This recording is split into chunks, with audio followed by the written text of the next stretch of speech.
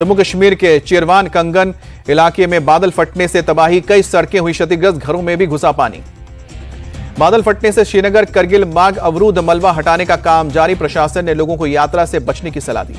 उत्तराखंड में 48 घंटे के लिए भारी बारिश का अलर्ट, मौसम विभाग ने लोगों को सतर्क रहने की चेतावनी दी। उत्तर प्रदेश, बिहार समेत कई राज्यों में आज बारिश का अलर्ट, दिल्ली एनसीआर में भी हो सकती है बारिश। यमुना नदी के बड़े जलस्तर से दिल्ली पर मंडरा रहा है बाढ़ का खतरा। मौसम विभाग ने आज पुणे, पालघर और सातारा के लिए जारी किया रेड अलर्ट, ठाणे, मुंबई, रायगढ़, रत्नागिरी और सिंधुदुर्ग के लिए ऑरेंज अलर्ट। केदारनाथ में फंसे यात्रियों को निकालने के लिए रेस्क्यू ऑपरेशन जारी, एसडीआरएफ, एनडीआरएफ की टीमों ने 3 अगस्त तक 9,099 यात्रियों को रेस्क्यू किया है, आज सरकार का आया आंकड़ा।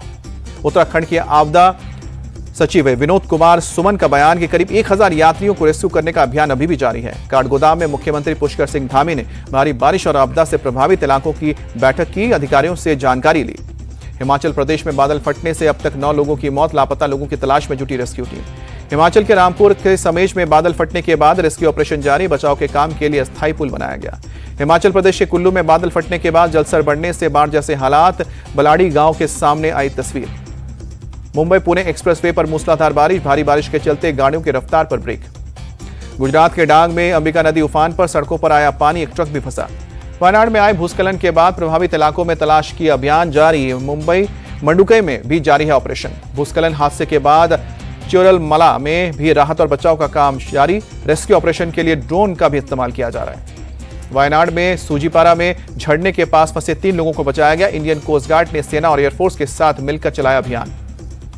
केरल सरकार वायनाड में सुरक्षित जगहों पर बनाएगी टाउनशिप, सीएम पी विजयन ने किया ऐलान। अयोध्या में बीजेपी नेताओं का प्रतिनिधिमंडल आज रेप पीड़िता के परिवार से मुलाकात करेगा। राज्यसभा सांसद बाबूराम निषाद और यूपी के मंत्री नरेंद्र कश्यप प्रतिनिधिमंडल में रहेंगे शामिल। अयोध्या गैंगरेप कांड के मुख्य आरोपी मोहित खान की और भी अवैध चल अचल संपत्ति के खिलाफ एक्शन होगा। शनिवार को भी अवैध संपत्ति पर चला bulldozer bakery seal. Ayodhya rape पीड़िता के घर पहुंचे डीएम और एसएसपी, 5 लाख का चेक परिवार को सौंपा, सुरक्षा का भी भरोसा दिया। अयोध्या रेप कांड पर सियासत तेज, अखिलेश यादव ने डीएनए टेस्ट की मांग की, कहा कि जांच कर इंसाफ करें।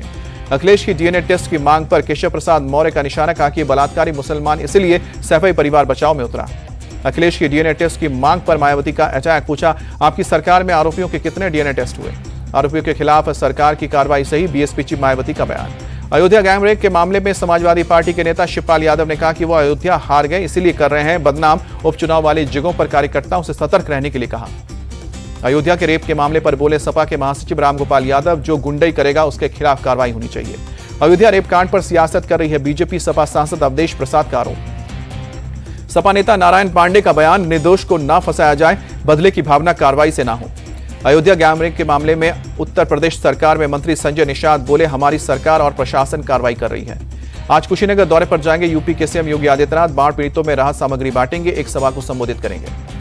गृह मंत्री अमित शाह चंडीगढ़ के मनीमाजरा जाएंगे, 24 घंटे पानी समेत कई परियोजनाओं की सौगात देंगे। पुणे में शिवसेना यूबीटी का अधिवेशन, उद्धव ठाकरे ने विधानसभा चुनाव के प्रचार का आगाज किया। उद्धव ठाकरे ने देवेंद्र फडणवीस पर फिर से निशाना साधा, कहा कि महाराष्ट्र में मैं रहूंगा या तुम, बीजेपी को दिखाएंगे औकात। उद्धव ठाकरे ने अमित शाह को बताया अहमद शाह अब्दाली का वंशज, कहा कि बीजेपी पावर जिहाद कर रही है। संजय राउत भी फडणवीस शिंदे पर बरसे, कहा कि महाराष्ट्र में सिर्फ उद्धव ठाकरे और शिवसेना ही रहेगी। देवेंद्र फडणवीस ने उद्धव ठाकरे को निराश और हताश बताया, कहा कि उनके बयानों से साफ उद्धव औरंगजेब फैन क्लब के सदस्य निचले स्तर की राजनीति कर रहे हैं। उद्धव ठाकरे, महाराष्ट्र की जनता नहीं करेगी माफ, प्रदेश बीजेपी अध्यक्ष का बयान। उद्धव ठाकरे अपना मानसिक संतुलन खो चुके हैं, महाराष्ट्र के मंत्री गिरीश महाजन का पलटवार। हरियाणा के मुख्यमंत्री नायब सिंह सैनी की मौजूदगी में हरियाणा जेजेपी और कांग्रेस कार्यकर्ता बीजेपी में शामिल, मुख्यमंत्री ने स्वागत किया। सीएम योगी ने गोरखपुर में लगाया जनता दरबार, जनता दर्शन में सुनी लोगों की समस्याएं। राजस्थान बीजेपी के नए अध्यक्ष मदन राठौड़ ने संभाला पदभार, कहा कि दायित्व निभाने में कोई कमी नहीं छोड़ेंगे। मदन राठौड़ को वसुंधरा राजे ने दी नसीहत, कहा कि सबको साथ लेकर चलना बहुत मुश्किल काम, कई लोग फेल हुए हैं, पद का अहंकार कद कम करता है। मदन राठौर के सीएम भजनलाल ने बधाई दी, कहा कि उन्होंने हमेशा संगठन का काम देखा है। गुजरात कांग्रेस के नेता एचएस अहिर एक दलित महिला पुलिसकर्मी के साथ अभद्रता को लेकर विवादों में घिरे, प्रेस कॉन्फ्रेंस के दौरान कुर्सी खींची महिला पुलिसकर्मी नीचे गिरी। एसएच अहिर के खिलाफ भुज पुलिस ने गंभीर धाराओं में एफआईआर दर्ज की, महिला पुलिसकर्मी अस्पताल में भर्ती। ममता सरकार के मंत्री अखिल गिरी ने महिला अधिकारी को धमकाया, कहा कि सिर झुकाकर बात करो, वीडियो हुआ वायरल। अखिल गिरी के बयान से टीएमसी ने किनारा किया, बोले कि कुणाल घोष किसी भी महिला के खिलाफ बोलना नहीं चाहिए। संसद में सुरक्षा उल्लंघन का मामला, पटियाला हाउस कोर्ट ने आरोपियों के खिलाफ दायर चार्जशीट पर संज्ञान लिया। गोरखपुर के बीआरडी मेडिकल कॉलेज को सीएम योगी की सौगात, 14 विकास परियोजनाओं का उद्घाटन और लोकार्पण। मैनपुरी में नगर पालिका की जमीन पर अवैध कब्जे पर चला बुलडोजर, नजुल की जमीन पर भूमाफिया काट रहे थे प्लॉट। नवादा का काकोलत वाटरफॉल 3 साल बाद फिर से खुला, सीएम नीतीश कुमार ने लोकार्पण किया। 15 अगस्त के लिए दिल्ली पुलिस की तैयारी, श्यामलाल कॉलेज और गांधीनगर थाने में मॉक ड्रिल हुई। दिल्ली के old Rajendra Nagar coaching centre की घटना को लेकर लोगों ने निकाला कैंडल मार्च, इंसाफ की मांग। गुरुग्राम में बेसमेंट में चल रहे कोचिंग सेंटर्स पर एक्शन, 3 कोचिंग सेंटर्स को किया सील। इटावा में दर्दनाक सड़क हादसा, डबल डेकर बस और कार की भिड़ंत में कई लोगों की मौत। कार और बस की टक्कर में 7 लोगों की जान गई, 20-25 लोग घायल। रायबरेली से दिल्ली आ रही थी बस। दिल्ली के कराला इलाके में एक वेस्ट के गोदाम में आग लगी, काफी मशक्कत के बाद काबू पाया।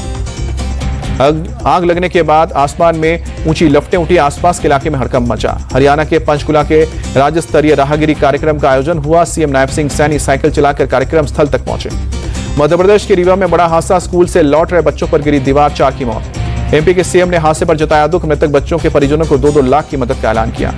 जौनपुर में स्कूल जा रही लड़की का अपहरण, 8 घंटे बाद खून से लथपथ बेहोश हालत में मिली लड़की, पुलिस को सौंपा गया।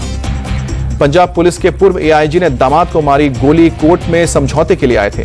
नहीं रही पद्म विभूषण यामिनी कृष्णमूर्ति, 84 साल की उम्र में दिल्ली में निधन हुआ। जम्मू कश्मीर के श्रीनगर से अमरनाथ यात्रा के लिए रवाना हुआ श्रद्धालुओं का एक और जत्था, करीब 5 लाख लोगों ने किए बाबा बर्फानी के दर्शन। गुजरात में आज से पवित्र श्रावण मास की शुरुआत हुई। अहमदाबाद के परमेश्वर महादेव मंदिर में हुई पूजा, बड़ी संख्या में पहुंचे श्रद्धालु। चित्रकूट धाम में उमड़ी भक्तों की भीड़, गटारी अमावस्या के मौके पर श्रद्धालुओं ने की पूजा अर्चना। मंदाकिनी नदी में भी लगाई आस्था की डुबकी। एमपी के नरसिंहपुर रक्षाबंधन और सावन उत्सव, सीएम मोहन यादव हुए शामिल। पहली तिमाही में एसबीआई का शुद्ध मुनाफा 17,035 तक पहुंचा, 17,035 करोड़ रुपए तक पहुंचा। चेयरमैन दिनेश कुमार खरा ने दी जानकारी। मोरी गांव में सेमीकंडक्टर इंडस्ट्री का भूमि पूजन, सीएम हेमंता और टाटा समूह के चेयरमैन एन चंद्रशेखर रहे मौजूद। सेमीकंडक्टर इंडस्ट्री से आसाम को 27,000 लोगों को मिलेगा रोजगार, एन चंद्रशेखरन का बयान। असम के सीएम हेमंता का बयान, 18 महीने में शुरू हो जाएगी सेमीकंडक्टर इंडस्ट्री। अंबुजा सीमेंट ने बिहार में 1600 करोड़ का निवेश किया। नीतीश कुमार ग्राइंडिंग यूनिट का शिलान्यास करने पहुंचे। पेरिस ओलंपिक में हॉकी के क्वार्टर फाइनल में आज भारत ग्रेट ब्रिटेन का मुकाबला, दोपहर 1:30 बजे मुकाबला। ओलंपिक के मुक्केबाजी में आज लवलीना की टक्कर क्वार्टर फाइनल में होगी, चीन के खिलाड़ी के साथ टक्कर, 3 बजे मैच। बैडमिंटन के सेमीफाइनल में आज लक्ष्य सेन का डेनमार्क के मुकाबला होगा, खिलाड़ी के साथ मुकाबला दोपहर 3:30 बजे शुरू होगा।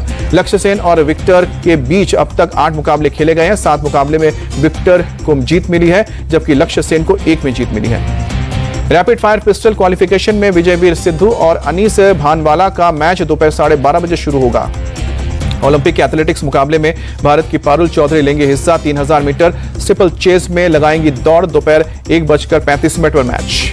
मेंस लॉन्ग जंप क्वालिफिकेशन में एल्बर्डीन का मुकाबला, दोपहर 2:30 बजे खेला जाएगा मैच। ओलंपिक के पुरुषों के नौकायन में विष्णु सरवनन का 3:30 बजे मुकाबला। महिला नौकायन में नेत्रा कुमानन का शाम को 6 बजे मुकाबला। स्किट शूटिंग के क्वालिफिकेशन राउंड में आज फिर महेश्वरी चौहान और राइस ढिल्लों का मुकाबला। फाइनल में जगह बनाने के लिए दोपहर 1 बजे होगा मुकाबला। विमेंस स्किट शूटिंग के कल हुए क्वालिफिकेशन राउंड में भारत की हालत ढीली रही। महेश्वरी चौहान 8वें और राइजा ढिल्लों 25वें नंबर पर रही। पेरिस ओलंपिक में तीसरे मेडल से चूकी Manu Bhaker 25 metre women's pistol final के करीबी मुकाबले में 4थे स्थान पर। 7वीं सीरीज के अंत तक मेडल की रेस में थी मनु भाकर। शूट ऑफ में हंगेरियन शूटर ने मनु को पीछे पछाड़ा, ब्रॉन्ज मेडल जीता। फाइनल में 4थे स्थान पर रहने के बाद दुखी दिखी मनु भाकर, कहा कि नतीजों से खुश नहीं हूं। इस ओलंपिक में 2 ब्रॉन्ज मेडल जीत चुकी हूं, मनु भाकर कही। ओलंपिक के अपने सफर पर मनु भाकर का पोस्ट, 2 कांस्य पदक जीतना सपना सच होने जैसा। विमेंस इंडिविजुअल कैटेगरी के प्री क्वार्टर फाइनल से बाहर हुई भारतीय तीरंदाज भजन कौर, इंडोनेशिया की खिलाड़ी ने उन्हें शूट ऑफ में 6-5 से हराया। शूटिंग कोच जसपाल राणा और रनिंदर सिंह ने खेलो इंडिया पर उठाए सवाल, कहा कि खेलो इंडिया से कुछ हासिल नहीं हो रहा है, फिर से शुरू होना चाहिए जूनियर कार्यक्रम। बॉक्सिंग के क्वार्टर फाइनल में बॉक्सर निशान देव की हार, मैक्सिको के मुक्केबाज मार्को वेरेडे ने हराया। आर्चरी के विमेंस इंडिविजुअल कैटेगरी में क्वार्टर फाइनल मैच में हार गई दीपिका कुमारी, कोरिया की खिलाड़ी ने 6-4 से हराया। स्किट शूटिंग के मेंस क्वालिफिकेशन राउंड में भी भारत को मिली निराशा। अनंतजीत सिंह निरुका भारत को मेडल नहीं जिता सके। भारत और श्रीलंका के बीच दूसरा वनडे मैच आज, दोनों टीमों के बीच पहला मैच टाई रहा है, तो इसलिए आज का मैच जीतने की कोशिश होगी। कोलंबो के आर प्रेमदासा स्टेडियम में खेला जाएगा मैच, दोपहर 2:30 बजे मुकाबला। भारत के खिलाफ दूसरे वनडे से पहले श्रीलंका को झटका, वामिनेंदु हसरंगा हुए चोटिल, वनडे सीरीज से बाहर। क्रिकेटर रविचंद्रन अश्विन ने आईपीएल में अपने प्रदर्शन को लेकर बयान दिया। कहा कि आईपीएल के दौरान अपने खेल, खासतौर पर अपनी बल्लेबाजी का विस्तार करने की जरूरत महसूस हुई। भारतीय टीम के पूर्व कोच रवि शास्त्री ने जसप्रीत बुमराह को गेंदबाजी की तारीफ की। कहा कि बुमराह में गेंद को नियंत्रित करने की क्षमता। रवि शास्त्री ने वसीम अकरम, वकार यूनिस और शेन वॉर्न से की बुमराह की तुलना। कहा कि जब ये लोग अपने खेल के शीर्ष पर थे तब उनके पास ऐसी क्षमता थी। चैंपियंस ट्रॉफी में भारत के नहीं जाने पर भड़के पूर्व पाकिस्तानी क्रिकेटर सकलेन मुश्ताक। कहा कि ये आईसीसी का आयोजन है, आईसीसी को देखना चाहिए। इंग्लैंड टीम का हेड कोच बनने की अटकलों के बीच श्रीलंका के कुमार संगकारा ने तोड़ी चुप्पी। कहा कि इंग्लैंड का कोच बनना रोमांचक होगा, लेकिन अब तक मुझसे कोई संपर्क नहीं हुआ है।